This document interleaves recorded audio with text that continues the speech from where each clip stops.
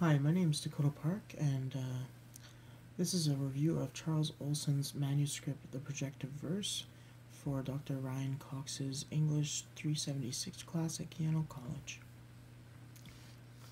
This manuscript is an expression of open verse poetry and where it belongs in modern poetics. The non-projective verse, or as Olson mentions the French referring to it as the closed verse, is what he claims we in English and American still must work with at that time. He believes that as of 1950s, verse, if it is to continue, and if it is to be held as essential work, must catch up and allow it to be the subject of the breath. Verse must be subject to the breathing of the man who writes it, as well as those who are listening. Olson claims he is doing two things in this manuscript. The first is to try and show what projective or open verse is, what it involves, the composition, and how it differs from the closed verse. The second thing he seeks to establish is to suggest some ideas as to what stance towards reality brings such verse into being, what it does, both to the poet and his reader. These initial opening statements are interesting to read in a space where open or projective verse can be found in a large amount of poetry since this time, and can even be found in Canadian poetry. Before even examining the rest of the manuscript, it is possible to see that Olson's ideas and influence were felt in literature since then, and more specifically poetry. An idea of open or composition by field gets brought into play by Olson, as opposed to what he refers to the inherited line, stanza, overall form, the old base of the non-projective. This old style to which he refers to is very like how beginners into poetry, or those who have only been exposed to the agreed-upon classics that have been introduced into courses such as high school or elementary English, believe verse is supposed to be. Lazy and simple writers speak in a very methodical way, or A-B, or any other cheesy limerick. Olson points out that poets should use the kinetics of the thing, and that the energy must be transferred from where the poet got it to the reader by way of the poem. The question he poses, then combats, is how is the poet to accomplish same energy? How is he?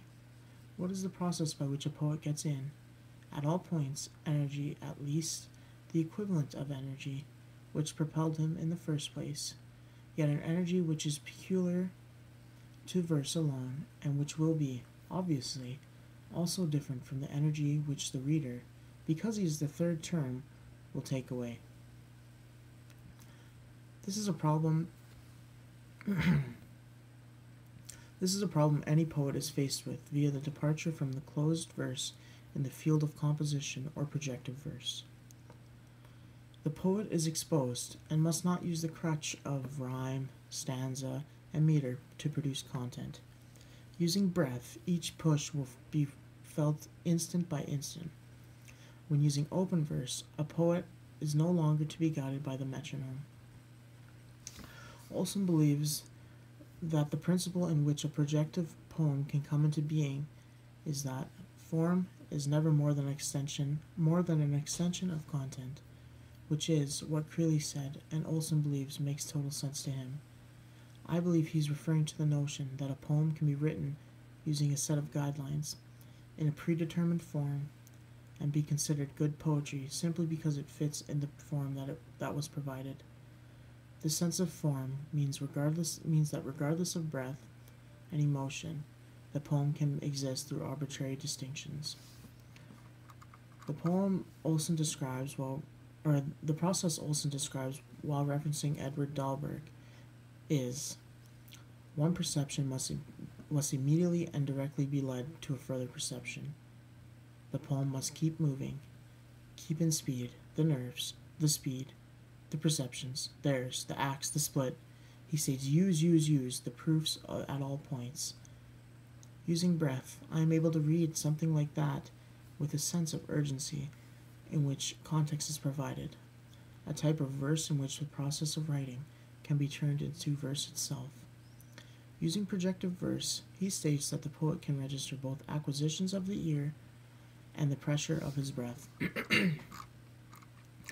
Olson also takes a very interesting look at syllables, and he believes that syllables state that words use them, or he looks at syllables as he states that words use them to juxtapose in beauty. He provides a poem in which he then suggests how syllables or use of breath could change that poem. O western wind, when wilt thou blow, and the small rain down shall rain? O Christ, my love, or that my love were in my arms, and I in my bed again. He goes on to say that it would do no harm, as an act of correction to both prose and verse as now written, if both rhyme and meter, and in the quantity words, both sense and sound, were less in the forefront of the mind than the syllable, if the syllable, that fine creature, were more allowed to lead the harmony on. This statement from Olson is an attempt to change the way poets conventionally write and how readers absorb the work. Olson mentions some very well-known authors and people such as Shakespeare in a statement that goes as Chaucer's Troilus or Shakespeare's Lear is, contemporary workers go lazy. Right here where the line is born, let me put it baldly. The two halves are the head by way of the ear to the syllable, the heart by the way of the breath to the line. Calling writers like these two lazy is a surefire way to invoke the sentiment that the reform process is due. One way of going about it, as Olson suggests, is to treat the work as an object, a more tangible idea, and allowing it to breathe. He goes on to say that a perfect tool in writing projective verse is the typewriter, as it allows the freedom to start and stop in very precise locations of the page. It gives the freedom to mold the page in a way that invokes breaths and breaks into the writing. Using a typewriter, it is also efficient in creating multiple margins, like in this poem he provides the reader with.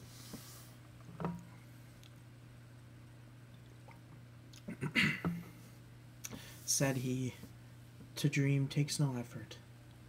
To think is easy. To act is more difficult. But for a man to act after he has taken thought, this is the most difficult of all. Each of these lines is a progressing of both meaning and the breathing forward, and then a backing up without progress or any kind of movement outside the unit of time local to the idea. This poem that Olson provides us with is a simple way to show how poems can be treated in a more open fashion.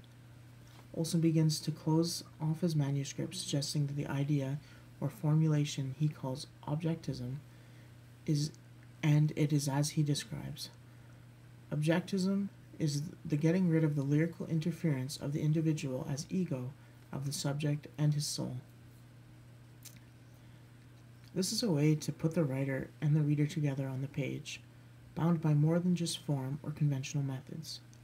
In further closing, Olson talks about his admiration of writers such as Pound and his aspiration to work on his own epic poem, which he later releases. These ideas of open verse or projective verse poetry, they not only speak to me as someone who has interest in literature and poetry, but also as someone who has tried to write my own poetry. The freedom of treating the page as an object and not being constricted to the old presumptions of poetry is very liberating. Also, projective verse can be found in Canadian literature in a more frantic, or as some people describe, dog-like pace, found in works such as B.P. Nichols' Martyrology Book 2. In closing, I would just like to say thank you for listening. I hope you enjoyed my review of Charles Olson's The Projective Verse. And if you're interested to look into more poetry, I would always suggest that. It's great stuff. Thank you.